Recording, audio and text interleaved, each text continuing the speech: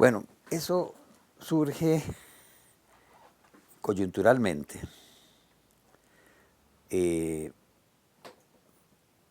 Convergieron varias cosas. Yo, por un lado, estaba trabajando con el movimiento campesino, especialmente con los grupos de precaristas, ¿verdad?, que cada vez tomaban mayores dimensiones en el país. Estaba recogiendo información donde ellos, con la intención de hacer un libro sobre el fenómeno del precarismo, los tipos de precarismo, sus implicaciones para el país y además las implicaciones que eso tenía para la estabilidad del agro y estabilidad, digamos, y el tejido social del país. Yo estaba trabajando en eso desde que vine de Polonia en el año 71. Empecé a viajar a zonas de precaristas. Me ayudaba en esto el hecho de que el Partido Vanguardia Popular me facilitaba los contactos con el movimiento campesino que ellos tenían. Entonces, aquí estaba don Clodomir Santos de Moraes trabajando con la OIT. Creo que el 71 al 73 estuvo. En una oportunidad, don Daniel Camacho, que era el director del Departamento de Ciencias del Hombre de la Universidad de Costa Rica, donde yo trabajaba, lo invitó a dar una conferencia sobre los movimientos campesinos, las implicaciones organizativas. Y él me invitó posteriormente a su casa y me dice, mire, profesor Sobrado, está bien que se apoya a los campesinos en estas cosas, pero yo estoy convencido de que, aunque se ganen las peleas, 5 años después ahí queda una empresa capitalista. ¿Qué nos va a hacer de ellos? Ellos van a vender, ¿verdad? Esas son las leyes inexorables del capitalismo.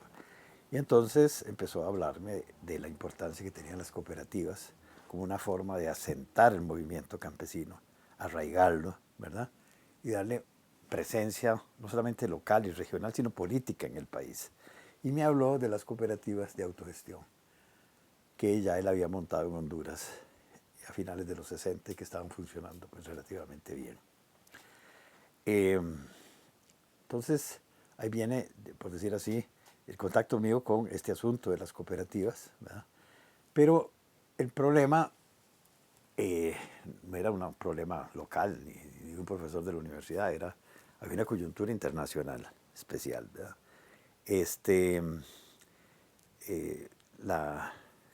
A nivel internacional, la guerra de guerrillas había tomado mucho protagonismo, especialmente en Asia, ¿verdad? Con la Revolución China, posteriormente coreana, vietnamita, ¿verdad? Y la lucha contra las guerrillas parecía ser bastante difícil para el gobierno de Estados Unidos, que estaba perdiendo la guerra de Vietnam. Ya había surgido la Revolución Cubana en América Latina y el Che había hablado de abrir 20 Vietnams en el continente. Los norteamericanos, muy preocupados con todo esto, habían creado la Alianza para el Progreso con todo un programa de reformas agrarias que, sin embargo, no estaba funcionando. Porque lo que hacían un poco este capitalismo de cuates que ha habido en América Latina es que tomaban los fondos de reforma agraria, le compraban una finca a un cuate de ellos por buen precio en una montaña y metían los campesinos ahí. Entonces no estaban solucionando nada y las cosas de atención surgía, crecía, especialmente que América Latina era el continente, y sigue siéndolo, con más desigualdad en la distribución de la tierra del planeta. Entonces había esta coyuntura, por decirlo así, internacional, una preocupación por parte fuerte de los Estados Unidos del crecimiento de las guerrillas y una ofensiva por parte del movimiento guerrillero, digamos, de alguna forma apoyado en Cuba. Entonces, frente a esto, fue muy interesante la tesis de Clodomir. Decía, bueno, ustedes logran que un grupo campesino aquí en condiciones de Costa Rica, porque en otros países eso no se puede, porque los matan, tome la tierra. por el derecho existente aquí, que tome la posesión. Vea usted los éxitos que han tenido. Vea que usted 5 años después no queda un campesino, o muy pocos. Por la ley general del capitalismo, la tierra se vuelve a concentrar en manos de grandes terratenientes que a menudo subsidian o financian parte de los invasores, ¿verdad? Entonces, él habló de la posibilidad de tener núcleos políticos importantes, arraigados en la tierra, produciendo como gran empresa, y toda su teoría venía a confirmarlo. Es decir, él decía,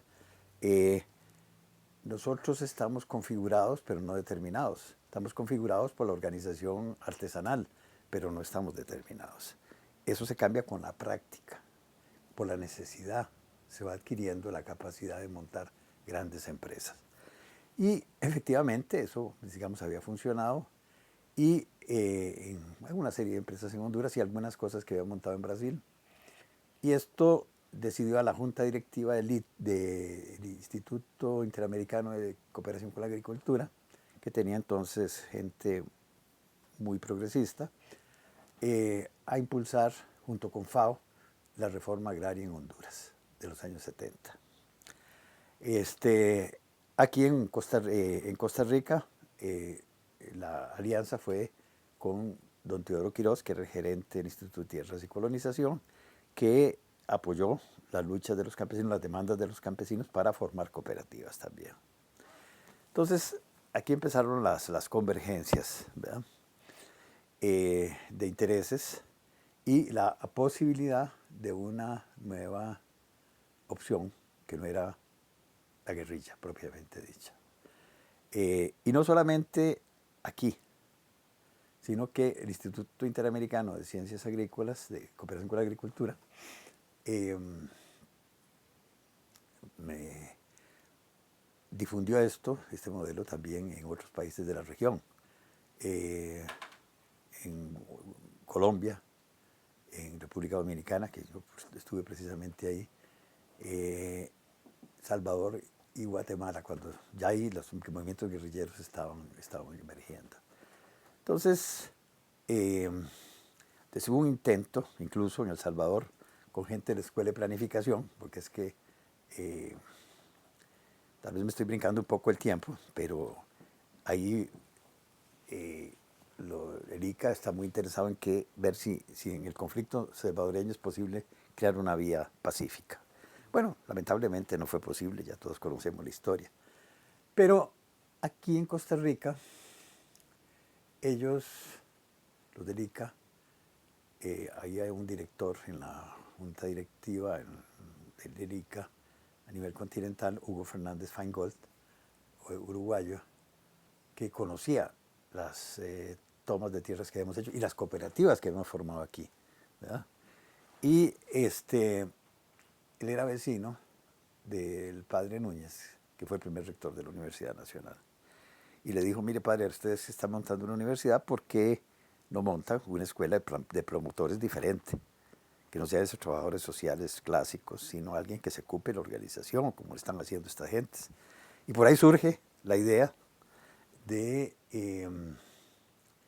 montar la escuela de planificación. Cuando a mí me lo proponen, yo dije, bueno, yo puedo ayudar, pero yo estoy muy metido con el movimiento campesino y las clases que estoy dando y todo, yo no quiero meterme en eso.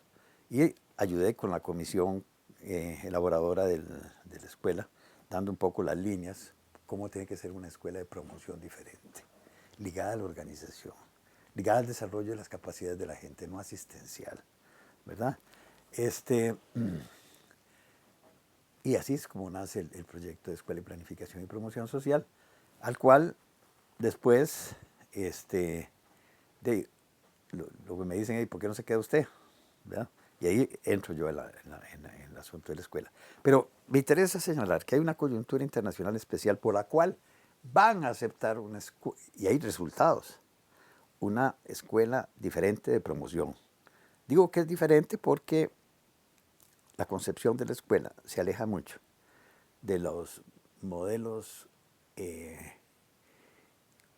¿cómo se llama?, clientelistas, que lo que buscan es lealtades y subordinación del movimiento popular. O sea, el reformismo aquí siempre estuvo, hay que organizar a la gente, pero los cuates nuestros, los que van a ser leales a nosotros, ¿verdad?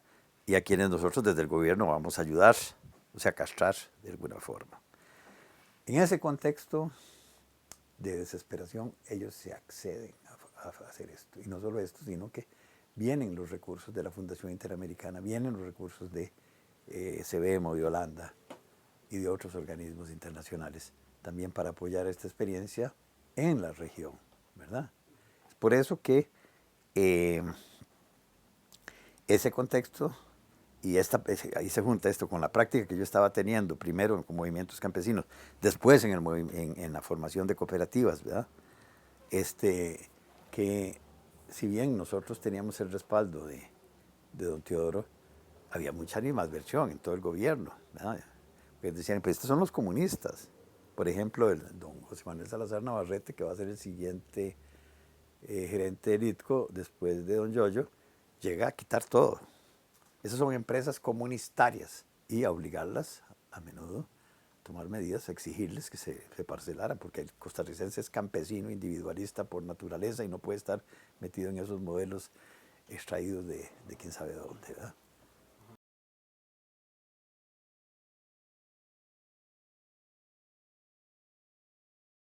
Bueno, son dos cosas importantes. Por una parte, desde los finales de los 60 se había acabado las tierras libres, las tierras baldías, que eran el refugio de los campesinos que habían perdido sus parcelas, cogían la carreta, metían a la familia y se iban a abrir el sitio de las abras que llamaban Fabián Dobles.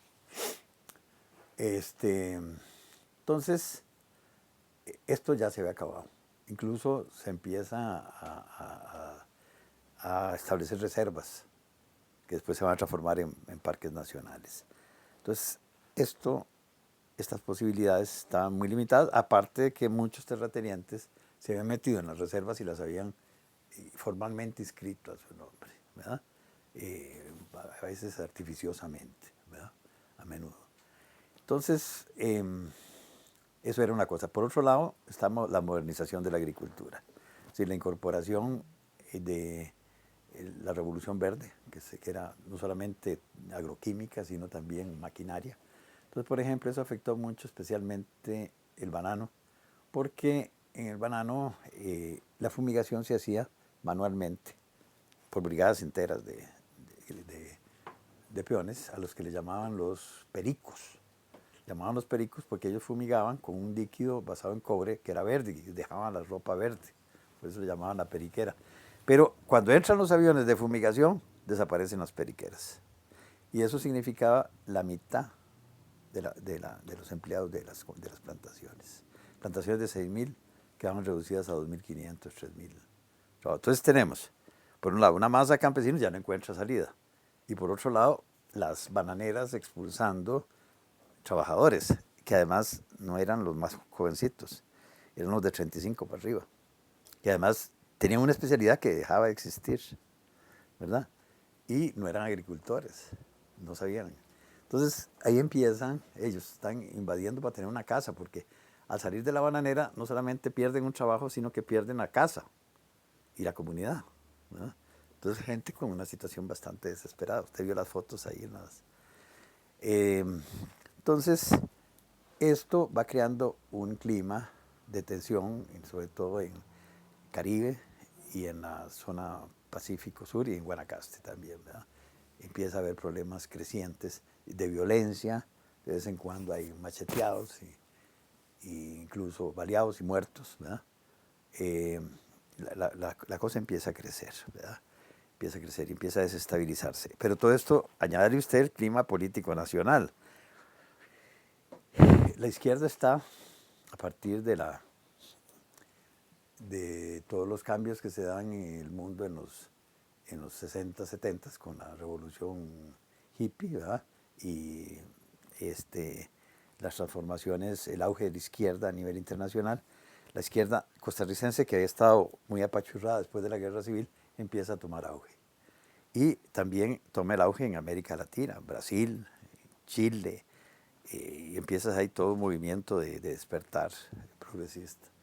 Entonces, vea usted que estamos hablando de un clima donde lo interesante e inteligente fue la política de don Teodoro Quirós, ¿verdad? Que prefirió como aliarse con los campesinos, aunque le dijeran comunista, que servirles de monigote a los grandes capitalistas que querían comprar muy baratas las tierras de la bananera y hacer negocio con ellas, ¿verdad?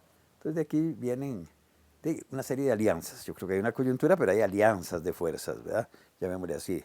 El cura Núñez, por ejemplo, es de Liberación Nacional, es de la gente de Patio de Agua, que apoya este proyecto con los comunistas, ¿verdad? Entonces, estamos hablando de un clima que permite esta alianza y este surgimiento, ¿verdad? Específico de los años 70, ¿verdad? Que como yo le comentaba, esa coyuntura va a morir posteriormente, a finales de los 70 y ya en los 80, ¿verdad? Que viene la guerra centroamericana, pero que es un momento en que permite no solamente estimula la creación de una escuela, sino permite un tipo de promoción basado en la gente, en la capacidad de la gente, no en la manipulación de burócratas, ¿verdad? Bueno, mientras existieron esas condiciones, fue permisible hacer estas otras cosas.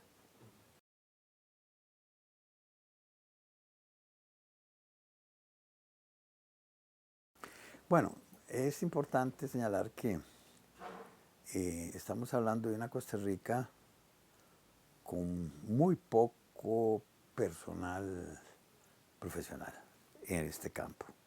De ahí, la escuela de sociología todavía no existía, trabajo social sí existía, pero no habían, digamos, gente que se especializara en lo que era economía agrícola o reforma agraria.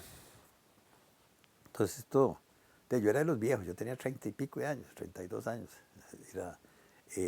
Ahí estaba este muchacho, Hugo Fernández, que tenía un poquito menos de edad, que era del ICA, que apoyó mucho esto. Y el resto eran gente que estaba todavía terminando de estudiar. Y algunos exilados chilenos y brasileños que estaban en el país, ¿verdad? Entre ellas Teresita Meri, que murió creo que recientemente, que había sido directora de la Escuela de Trabajo Social renovada de Chile, ¿verdad? Entonces, básicamente fue un equipo nacional muy bueno, ¿verdad? Por ejemplo, entre ellos estaba Olga Goldenberg, estaba Olga Marta Sánchez, estaba Jorge Mora Alfaro, ¿verdad? Y este otro equipo de chilenos, ¿verdad? Carlos Álvarez, no recuerdo todos los nombres en este momento, pero es esta gente, ¿verdad? La que va a impulsar ese modelo revolucionario, que después, yo diría, no va a encontrar condiciones para sostenerse y desarrollarse, y por el contrario va a encontrar condiciones muy adversas para que los promotores de la escuela puedan ejercer su profesión acorde con las funciones profesionales para las cuales ellos formaban, porque después de pasadas estas cosas, entonces la gente que se formaba aquí iba a las instituciones y a lo que llamaban el embudo, haga las cosas así y no como había que hacerlas, ¿verdad?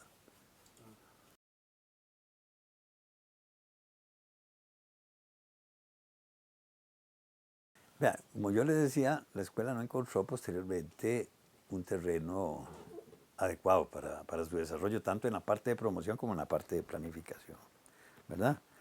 No obstante, por la escuela pasaron muchas generaciones de personas que se formaron profesionalmente, se especializaron, especialmente en el campo de la planificación, ¿verdad?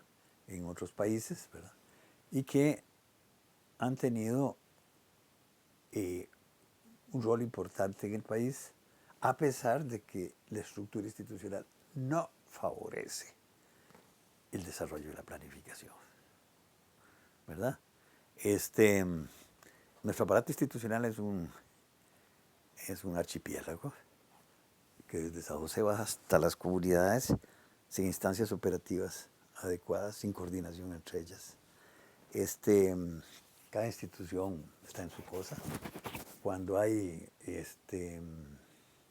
procesos de regionalización, etcétera, no es más que la sumatoria de metas de todas estas, no un plan hecho con las comunidades en función de ellas, ¿verdad? Entonces, ese contexto es muy malo para la planificación porque estamos hablando de un Estado que en su esencia es patrimonialista. Los grupos que llegan al poder llegan cada uno con sus intereses particulares a distribuirse. A vos te toca el INDER, a mí me toca Infocopa, a vos te toca, y cada uno trata de hacer sus negocios desde ahí, ¿verdad? Y la visión nacional queda por fuera. Don Yoyo Quiroz, en una entrevista que le hizo Mercedes Ramírez para Canal 13, lo dice muy claramente, él que había sido ministro de Figueres, y que señala las virtudes que tuvo los primeros gobiernos de liberación, que tenían una visión única alrededor de la cual se desarrollaba el país y la gente podía hacer su plata. Dice, ahora no, dice, ahora este es un grupo, cuando le preguntan, ¿y de liberación qué piensa usted ahora? Él dice, es un grupo de amigos para hacer plata. Entonces, ese es el problema del patrimonialismo. Cada uno anda en su negocio, cada uno anda, y no hay una articulación de esto. En ese contexto, el planificador tiene seriosísimos problemas. Aparte de que se han legislado para hacer pues, los planes nacionales de desarrollo con apoyo de la Contraloría, pero realmente no hay una evaluación. Y cuando a un ministro algo no le gusta, se salta los planes cuando como le da la gana y los reforma, ¿verdad? Entonces hay un contexto que exige cambios importantes para que se pueda aplicar bien. Algo se ha hecho, y yo diría que gran parte de las medidas que se han tomado de tipo progresista han tenido que ver con algunos de los egresados de la Escuela de Planificación. Pero en el área de promoción es donde yo diría que las cosas han sido más débiles, porque las instituciones con este sistema del embudo han obligado a la escuela posteriormente a, mire, es por aquí, por este camino, que es el camino asistencial, ¿verdad? De hacer cositas y se ha perdido la oportunidad de una promoción empoderadora de la gente, ¿verdad? Que dinamice las fuerzas, ¿verdad? Como la que se hizo en los primeros años de la escuela, ¿verdad? Que son empresas que ahí están, Cope Silencio, por ejemplo, 40 y pico de años, ¿verdad? Vaquita, etcétera, y otras que no fueron directamente, pero que creadas por la escuela, pero que crearon al calor de las luchas que se dieron en aquel entonces, como, ¿cómo se llama? Las grandes cooperativas de Palma, ¿verdad? ¿Verdad? Que fue por la competencia entre las cooperativas que habían echado a andar la izquierda y que se crearon las otras, con más recursos públicos, ¿verdad? Entonces, sí, esto... ¿Ha tenido algún rol la escuela en la sociedad, digamos, entonces, o no? Yo diría que sí, pero muy limitado. ¿Y cuál sería? Digamos, de incorporar tecnología de planificación, más que capacidad de gestión, porque la capacidad de gestión pertenece a los políticos. Y aunque alguna gente de la escuela llegaba a ocupar posiciones políticas importantes de ministro y cosas así, son pocas las posibilidades que han tenido de incidir directamente, ¿verdad?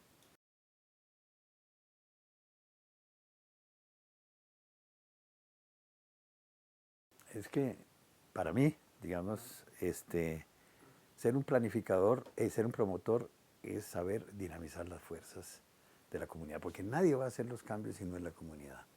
Las instituciones lo que tienen que dar es apoyo técnico, información, capacitación, pero los proyectos tienen que surgir de abajo, de activar las reservas de la gente, y ese poder reside en la organización. No hay otra cosa más que eso. El resto son clientelismos. Yo te doy porque vos sos mi cuate y vos me apoyás y estas cosas. Esto castra y destruye las organizaciones.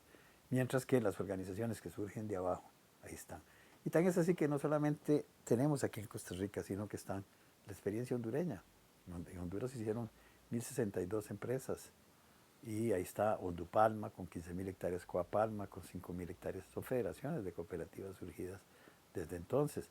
Y está la experiencia en Sudáfrica, donde se aplica esto en el desarrollo comunal, por parte de Ceriti, que es una ONG surafricana que trabaja con 49 municipios de 6 provincias, con un gran éxito, ¿verdad? Hay una página específica, www.ceriti.org.za.